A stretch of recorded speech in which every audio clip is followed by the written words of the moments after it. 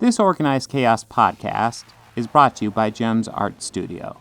JEMS Art Studio is an online store that allows access to prints that you can use for most anything, obviously as just a picture, or as a wallpaper, or as a bookmark, or anything you can think of.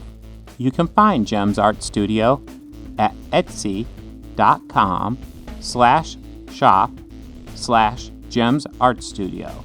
This podcast is also brought to you by listeners like you. Thank you.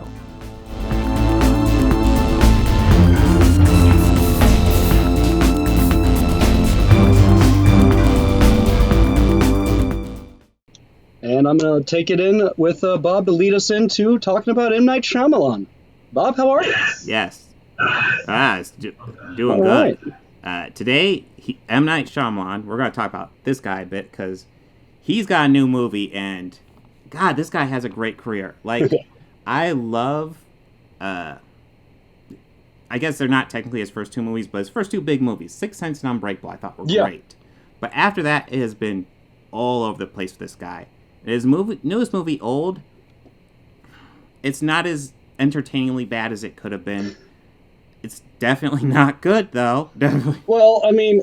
I will be going over spoilers here, but essentially, like, if you've seen the trailer, it's about this group of people. They go to a beach, and the beach ages you age about 1 year per half hour.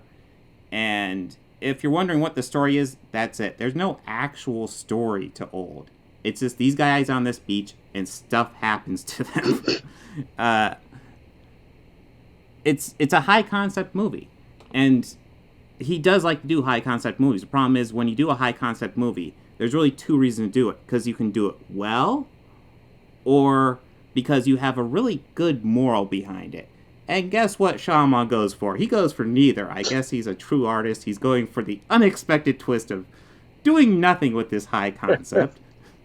And to go over some of the stuff he tackles, like, actually, he does this again in The Happening. The main couple, they're separating, and the wife actually has a boyfriend that the husband doesn't know about. We later find out he does know about it.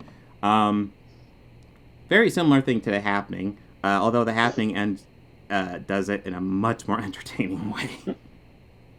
We'll get to that later.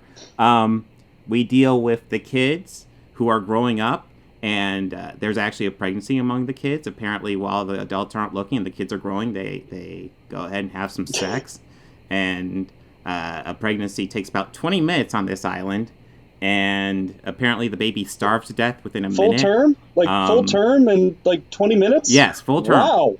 Totally full term. Half hour in a year, so about 20-minute pregnancy. Good God. And how does the movie really tackle these issues? It just kind of does it. It's classic M. Night. Just establish it as dialogue, and, this is happening. Okay. Yeah, no, that's the whole movie. It's like, oh, this is happening. Okay. Oh, this is happening. Okay. What's the story? Stuff's happening. All right. We're growing old really fast. I mean, they do try to get out of it so many times, and essentially, once they reach the border of this place, they get a headache, and they lose memory, and then they end up back on the beach. And they do that, probably a dozen times throughout the thing, and they never come up with really great ideas on how to get out. Oh, man. And I'm trying to think, there are twists in this movie, but they're really bad twists. Although one thing, I did want to bring this up because it drove me nuts. So they talk about how, we're aging, but our hair and nails isn't growing because they must be dead, so that's why they aren't growing. And it's like, what? Okay, sure, that's just an easy out, I guess. Okay. Yeah. That's kind of unnerving. Something I thought was... Well, as the kids were growing up, unless they're shaving, they end up with, perfect 5 o'clock shadow as they're growing up, which is weird. It's that's not how that works. Yeah, I wish, man. Yeah. That comes from shaving. Yes, even if you do it religiously, you still get patches everywhere. It gets weird. For me, for example. Yeah, they get perfect 5 o'clock shadow. I can't do a full one. This is about the only thing that comes in good, so this is what I grow out now. Eh? You use what you Yeah. got. If I do it like this, it'll be super patchy, and then I'll look like I'm actually from Scotland. Ooh, well, you know. I just But yeah, uh, something I definitely think we should bring up about this movie before we get to the twist is the Missouri breaks. This movie is very important because it's brought up several times, and it actually plays nothing into the plot of the movie. Throughout the movie, when you watch it, the Rufus Sewell's in it. He doesn't give a crap about this movie, by the way. He is half-assing all the way. But he's a crazy guy, and he's constantly bringing up a movie starring Jack Nicholson and Marlon Brando that I can't name. And the movie is called The Missouri Breaks. It's a Western. And I haven't seen it, but looking at the story, it has nothing to do with this story. So it's like, it strikes me as a weird missed opportunity. He could have done something with that, but instead it's just, oh, here's a random movie we're going to bring up. Classic M. Night. The misdirection is that there's nothing. But anyways, the big twist is that this is actually a medical research place. They throw people on this beach to age them up to test out drugs. And the way you could predict this is you actually can't. There's no hints to this beforehand. They just drop it on you. Well, if you remember from The Sixth Sense, they kind of tease the death thing the entire time. Yes. But it's like they were just referencing it, but without saying the word itself. Yes. And then they just dropped it on you. Mm-hmm. And well, I noticed that that's his style, per se. Mm-hmm. Like, he's kind of been consistently like that. Yes. Well, that's the thing. In The Sixth Sense and Unbreakable, like, when you get to the twist ending, throughout the whole movie, you've seen evidence of that twist. So when the twist actually happens, it's like, oh shit, that makes sense. Yeah. That's not this movie. No. Because, okay, they bring up how a lot of these people have issues. There's a guy with constant nosebleeds. There's a woman with epilepsy. The main couple, the wife has a benign tumor. The doctor, Rufus Sewell, he's crazy. His wife has a calcium deficiency. But here's the thing. The main couple, the husband and the kids, they have nothing wrong with them. The husband of the wife with epilepsy has nothing wrong with him. So, okay, like, if all these people had medical things, maybe you could say that's a hint, but we have, like, half the people there that don't have medical things, so that hint's meaningless. Yeah, so it's kind of like they're imagining they're hypochondriacs, but with actual symptoms. Yeah, it's... Yeah, wow, yeah, ow. That made my head hurt. And then the other two possible hints is they're on this island for a day. Most everybody dies of old age, if not unnatural causes. A couple of them die through other things. So we're left with just two of the kids after a day, and they're like in their 50s.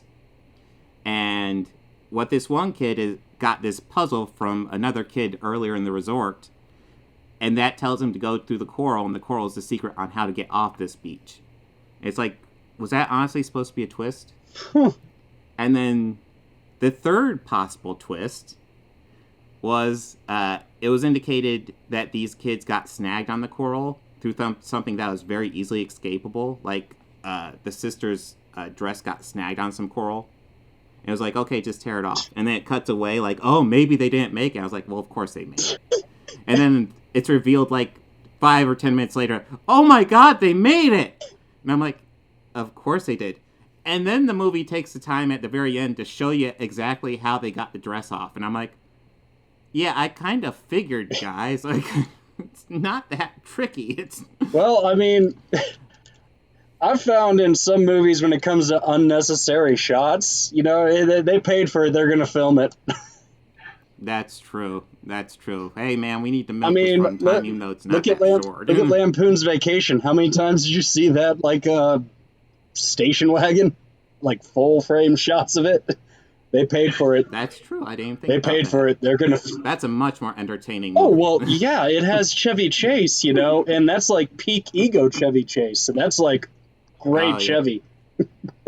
You're not kidding. Oh, man. So essentially, we have 3 twists in this movie.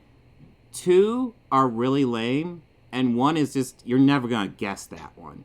I guess the really big one is something you're never going to guess. Oh. So, they go on this beach, stuff happens, there's twists that you aren't really going to guess because he doesn't give you clues to it, and then the movie ends. That's what we're dealing with Fold. All right, so it seems like he's keeping to the rhythm of what was the last one that he did? Glass. Glass. Yeah, yes. I'd probably say I prefer Glass to this. Yeah, I did too, and I was a little disappointed with it because the first time I watched Glass, the first time I watched it, I had not seen Split yet, but I knew the story pretty much because I had heard about James McAvoy's performance, or James McAvoy. Yes. Mm-hmm. I had heard about his performance, so then I watched it just to kind of watch his performance of it, and holy God, he was great. Oh, yeah. Well, that's the thing. You get Unbreakable, which is fantastic. You get Split, which is really good. And then to conclude them all up, we get Glass, which is kind of I really was disappointed with the ending. And well, I really like how... I really dislike how they just kill them all off. Especially David. It's like, I don't have anything interesting to do with David, so he drowns in a puddle. Yeah. I kind of thought, like, wow, that's... Really? Like, yeah. Really? I mean, I could have seen maybe, like, the Beast, or James McAvoy's character, and Bruce Willis's character both dying, leaving Samuel L. Jackson's character to live. That's kind of how I saw it, but have him be alone. That's really how I thought Glass was going. Yeah, there's lots of ways it could have gone, and he went for... I don't know what he went for. He swung. I guess he just doesn't want to do it anymore. He swung away. Just like in Signs.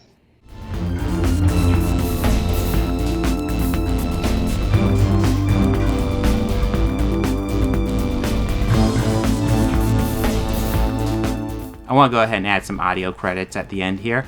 The theme music you're hearing at the beginning and end of this podcast was written and performed by George Johnson, a very good friend of mine.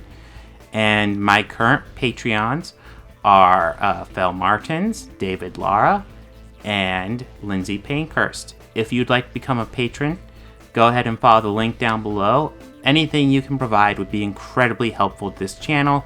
We're barely limping by right now.